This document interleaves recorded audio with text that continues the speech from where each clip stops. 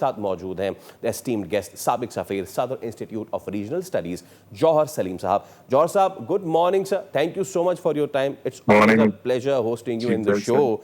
جوہر صاحب ایک بار پھر محسن نقوی پہنچے ہیں ایران, ایک ہی ہفتے میں لیس دین اے ویک 2 بار پہنچے ہیں. عید کے بعد کیا دوبارہ سے اسلام آباد میں کوئی سرگرمی ہونے جا رہی ہے؟ کیا خبریں آپ کے پاس سر؟ جی بہت ہی اہم ہے اس وقت یہ دورہ. ظاہر ہے پاکستان کا رول جو ہے پیوٹل ہے, کیونکہ دیکھیں ٹرمپ تو یہ کہہ چکے ہیں کہ وہ ٹیوزڈے کو اٹیک کا پورا پلان تھا ان کا, دوبارہ سے ملٹری سٹرائکس کا, لیکن وہ سعودی عرب اور قطر اور یو اے ای کے کہنے پہ انہوں نے مؤخر کیا.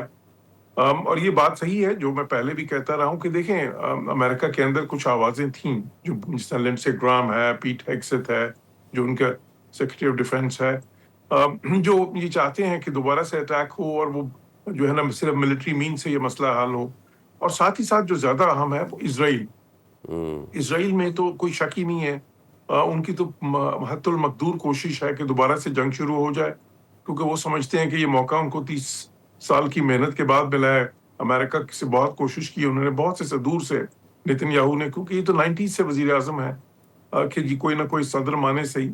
ابھی تو پریزیڈنٹ ٹرمپ بھی پہلی ٹرم میں تو نہیں مانے, دوسری ٹرم میں آ کے جب مانے ہیں کہ پہلی بار ان کو اجازت دی اٹیک کی لاسٹ ایئر, اور اس بار تو دونوں نے اکٹھا کیا.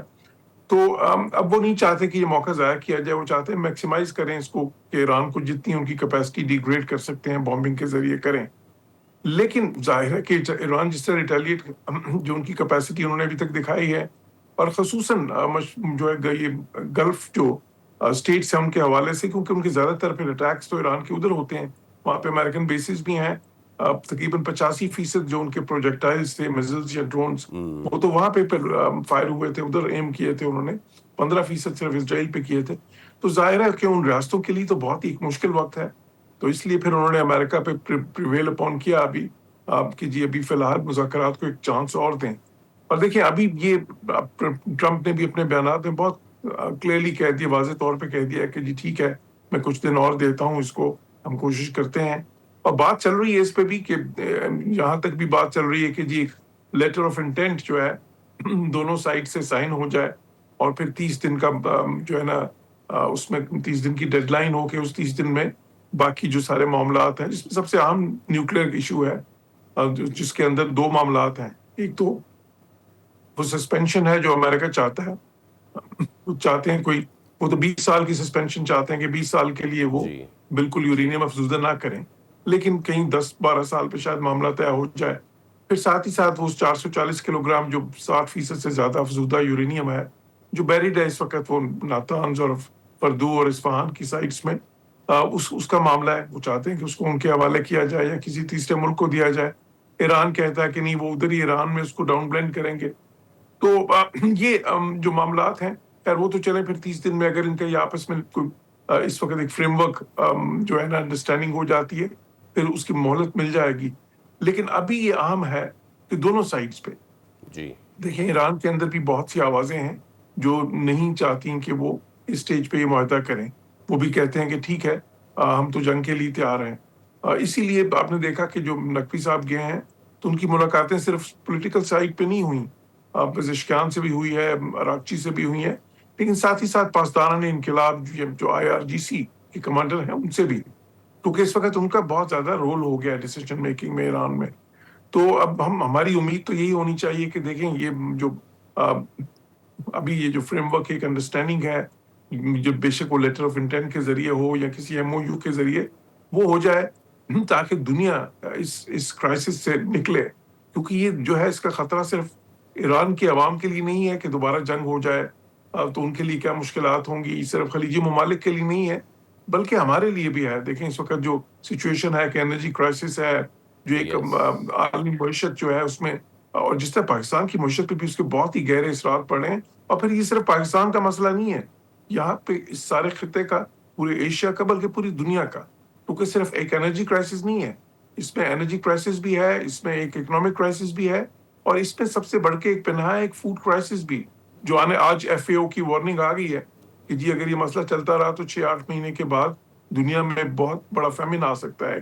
کیونکہ یہ دیکھیں فرٹیلائزر دنیا کی 1/3 وہاں سے آتی ہیں جو کہ نہیں پہنچ رہی اس وقت, اور اس کی وجہ سے یہ فرٹیلائزرز بہت زیادہ مہنگی ہونے جا رہی ہیں, اور اس سے پھر بہت زیادہ جگہوں پہ دنیا میں یہ استعمال نہیں ہو سکیں گی جتنی اس کی ضرورت ہوتی ہے. اس سے ایک فوڈ کرائسس بھی جنم لے گا. تو اس لیے ہم سب کی ظاہر ہے یہ خواہش بھی ہے اور پاکستان کی کوشش بھی ہے. پاکستان تو اس وقت ایک بہت ہی اہم کردار ادا کر رہا ہے اس ڈپلومسی میں کہ کوئی نہ کوئی معاہدہ ہو جائے, کوئی نہ کوئی امن کی صورت نکلے اور جنگ کی طرف نہ جائیں. جوہر صاحب, پاکستان کے رول پہ میں ہم مزید بھی بات کریں گے, لیکن ابھی ذرا یہ چین اور رشیا کی جو ہوئی ہے ملاقات, the bear and the dragon set on a table, کیا گفتگو ہوئی ہے, اینڈ ایران کے پرسپیکٹو سے کیا, جس طریقے سے ڈونلڈ ٹرمپ از ویگنگ ہز سورڈ, ہز وار سورڈ, کیا اس ملاقات نے ان پہ کوئی پریشر ڈالا ہوگا؟ کیونکہ چین اور امریکہ کی ملاقات نے تو بظاہر ایسا پریشر کوئی نہیں ڈالا, تو چین اور روس کی ملاقات نے کیا ان پہ کوئی پریشر ڈالا ہوگا؟ چین مسلسل کہہ رہا ہے مذاکرات کریں, سو کوئی اس پہ کان دھرے گا یا پھر ان کے بھی بس سے آگے کی ہے بات؟ دیکھیں, چین اور رشیا کی ظاہر ہے یہ سمٹ بہت اہم ہے, اور اس کی ٹائمنگ بھی دیکھیں. چین نے ایک طرف پریزیڈنٹ ٹرمپ سے سمٹ کی, اس کے ساتھ ہی انہوں نے رشیا سے کی. کیوں؟ کیونکہ دیکھیں, امریکہ کے ساتھ تو چلیں وہ دنیا کی 2 بڑی طاقتیں ہیں اس وقت, لیکن رشیا کے ساتھ ان کی ایک بہت ہی نزدیک ترین اسٹریٹجک پارٹنرشپ ہے, جس کو انہوں نے نو لمٹ جو ہے اسٹریٹجک پارٹنرشپ کا نام دیا ہوا ہے اس وقت. تو ان کے درمیان بہت اقتصادی شعبے میں یا ٹیکنالوجی کے شعبے میں, وہ دفاعی شعبے میں بھی ہیں. وہ ابھی یہ جو ساری جنگ ہو رہی ہے اس میں اگر ایران جس طرح مدد کی ہے رشیا نے اور چائنا نے, اگر وہ نہ کی ہوتی تو ایران اس جگہ پہ کھڑا نہ ہوتا جہاں پہ آج ہے. وہ اس طرح کی ریٹیلیشن بالکل نہیں کر سکتے تھے وہ اس صورت میں, کیونکہ دونوں ملکوں نے اس پہ بہت زیادہ اطلاعات ہیں کہ ان کو جو ہے نا رشیا کی طرف سے انٹیلیجنس کو بہت زیادہ پرووائڈ کی گئی, ان کو وہ کوآرڈینیٹس دیے گئے سیٹلائٹس کے دونوں طرف سے, رشیا کی طرف سے بھی چائنا کی طرف سے. اور پھر ان کی دفاعی انڈسٹری تو پھر ان دونوں ملکوں کے تعاون پہ ہی کھڑی ہے, دونوں کی معاونت سے ہی کھڑی ہے. اس کے جو پارٹس آتے ہیں, بے شک وہ الیکٹرانک اکوپمنٹ ہو, بے شک وہ الوائز ہو, میٹل الوائز, بے شک وہ فیولز ہوں ان میزلز کا اور ڈرونز کا, یہ سب کچھ ان ملکوں سے آتا ہے, خصوصاً چائنا سے. اور پھر چین تو ان سے 90% تیل بھی ایران کا چین ہی خریدتا ہے. ان کا $450 بلین کا جو ایک منصوبہ ہے ایران کا اور چین کا آنے والے سالوں.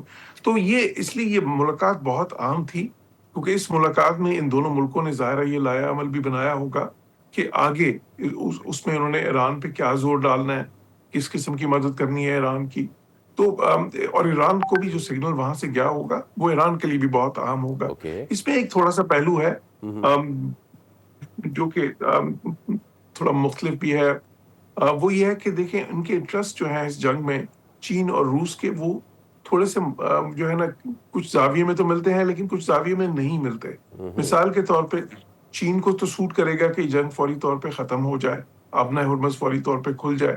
دوسری طرف روس کو جو ہے نا آبنائے ہرمز کی بندش سے بہت زیادہ فائدہ ہو رہا ہے. ان کا تیل جو ہے جس پہ سینکشنز لگی ہوئی تھی وہ سینکشنز ابھی معطل ہو گئی ہیں, وہ تیل بہت مہنگے داموں فروخت ہو رہا ہے. ان کو تو آپ یہ سمجھ لیں کہ جب سے یہ جنگ شروع ہوئی ہے ان کو تو 20-30 بلین ارب 20-30 ارب ڈالر کا فائدہ آلریڈی ہو چکا ہے. تیل کا کھیل ابھی بھی جاری ہے. We have just got 1 minute ambassador Salim, یہ چیز مجھے بتائیے گا, 14 نکات پاکستان کی تاریخ میں بڑے اہم ہیں. ایک کو تو ہم جانتے ہیں, ہمیں ازبر یاد ہے, دوسرے جو اب آ رہے ہیں, ہم کیا پاکستان صرف کیریئر ہے ان 14 پوائنٹس کا, یا ان پاکستان کی بھی اس میں سے ہے؟ First thing. سیکنڈ تھنگ, اب جب ایک چیز ہے سامنے کہ جناب Strait of Hormuz and the nuclear والا معاملہ, سب کو پتا ہے امریکہ کیا چاہتا ہے, ایران کیا چاہتا ہے, so what is the deadlock then? آخر یہ چیز ہو کیوں نہیں جاتی؟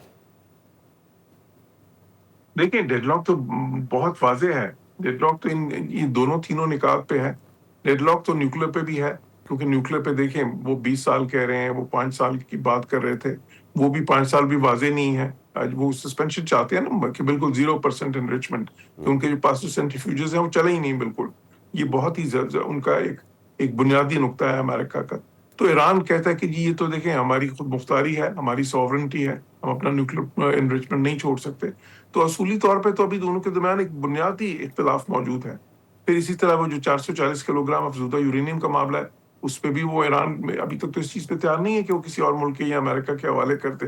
اچھا, اسی طرح ابنائے ہرمز پہ امریکہ چاہتا ہے کہ جس پوزیشن پہ واپس جائیں جو کہ اس جنگ سے پہلے کی تھی, ایران کہتا ہے کہ نہیں وہ پوزیشن تو اب نہیں ہوگی, اب اگر ادھر سے ہم کھولتے بھی ہیں اس کو تو ہم کوآرڈینیٹ کریں گے کہ شپس کہاں سے جائیں گی, کون سے ڈیزگنیٹڈ راؤٹس ہوں گے, ہم سے اجازت لے کے جائیں گی. تو وہ اب یہ ان دونوں نقطوں پہ تو پھر ساتھ ہی ساتھ جو تیسرا نقطہ بہت اہم ہے وہ یہ ہے کہ وہ سینکشنز ریلیف. ایران کہتا ہے کہ ٹھیک ہے جی, اگر ہم مانتے ہیں کوئی بھی بات تو ہمیں فوری طور پہ آپ سینکشنز ریلیف دیں, فوری طور پہ ہمارے ایسٹس آپ انفریز کریں.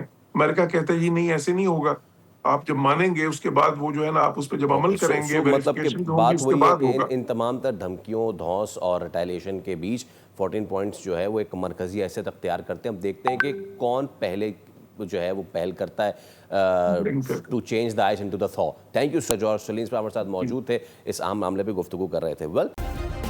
سبسکرائب کریں اور بیل دبائیں تاکہ کوئی خبر رہ نہ جائے.